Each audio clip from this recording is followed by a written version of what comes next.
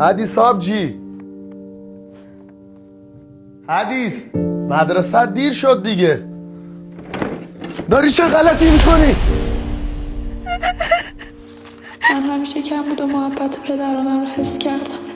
سختگیری های مامان جای محبت و رفاقت تنها طرف کرد. از کجا باید میفهمیدم کسی که میگه دوستم داره محبت میکنه داره بازی میکنه. شبکه‌اش شما رو میدیدم دنبال عشق و میرون نمیگشتم تا ازم استفاده بشه. من شما رو سرزنش نمیکنم ولی نمیتونم بی‌آبرویی رو تحمل کنم. من لایق مرگم، منو ببخشید. خداحافظ برای همیشه. چرا با آبروی ما میخوای بازی کنی ها؟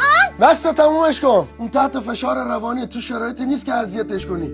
مقصر همه اینا ماییم. بیا این نامه رو بخون شاید بیشتر درکش کنی. به جای اینکه حواست بهش باشه محبت بیشتر بهش کنی داری دعواش میکنی. تو چطور مادری هستی؟ اونی که لایق مرگه تو نیستی، اون حرومزاده است. الو داداش کجایی؟